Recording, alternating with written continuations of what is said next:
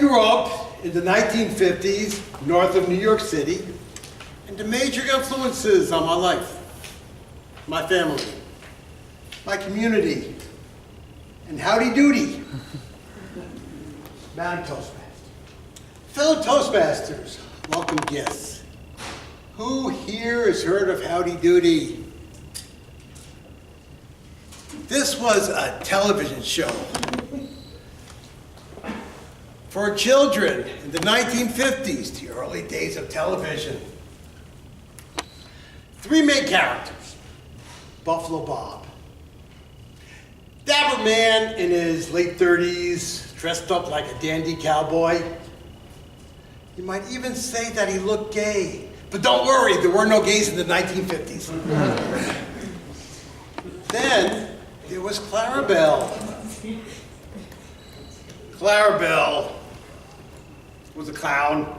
Clown outfit, clown makeup, clown hair, had a bicycle pump attached to his belt, never said anything, just ran around and honked his bicycle horn. Honk, honk, honk, honk, honk, honk. That was Clarabelle. But then, the star of the show, Howdy Doody. Who was he? A puppet. A marionette made of wood. Controlled by a puppet master pulling strings. He looked kind of like this. Now, I had the honor to be in the peanut gallery for Howdy Doody. And you're going to ask, what did I do to deserve such an honor? And I'm glad you asked. I had a father who had a friend who was in the management of Rockefeller Center in New York City, where Howdy Doody was filmed. So I got to be in the peanut gallery. That's how anybody got to be in the peanut gallery. Now, if you ever look on YouTube, you will see there was about a half dozen episodes out there. And if you look at the children in the peanut gallery is like, it's kind of like the studio audience, so it's made up of children ages 5 to 9. And if you look at the children, something strange about them, other than the fact that they're all white. There were no blacks, Asians, Latinos. I mean, we had them back in the 1950s. They just didn't let them on television. But what you'll notice is that the children are strangely traumatized. Why? Well, let me tell you my experience. I go there. Right in front of us, a half an hour early, stagehands are milling about, going all different ways, trying to get set up. I didn't see Buffalo Bob, but I did see Clarabelle. You think he was running around? Honk, honk, honk, honk. No, he was standing on the sideline, had a look about him, like he was a hoodlum with an attitude. Smoking a cigarette. That was Clarabelle. But even worse, just lying there on the floor, right in the middle of the set. Howdy Doody was there in a heap. All these stagehands milling around, nobody paying him any mind. Not even Clarabelle, his friend. Until finally, a stagehand comes along, picks up the great Doody, tosses him aside, like he's a bunch of wood. Well, then the stage went dark.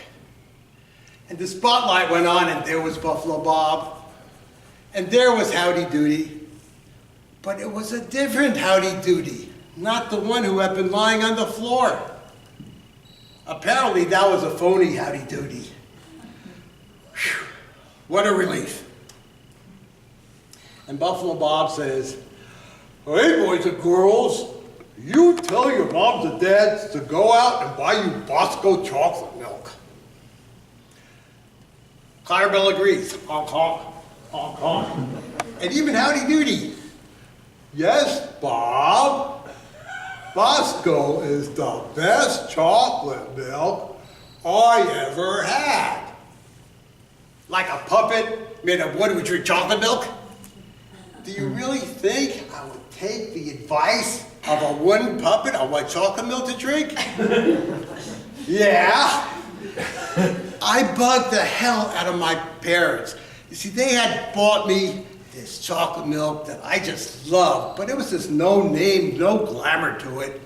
So they finally paid twice as much for Bosco, and I'm glad they did, because I got to taste it.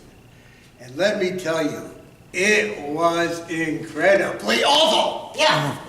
Yeah.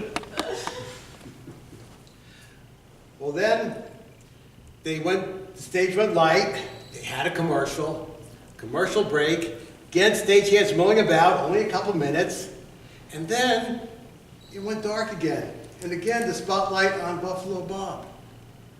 And the spotlight on Howdy Doody. But what the children watching on TV could not see, but what I saw in the peanut gallery, this was a different Howdy Doody. The same Howdy Doody that had been lying on the floor so disrespectfully. Two Howdy Doodies. Of course the children would be traumatized. Madam Toastmaster.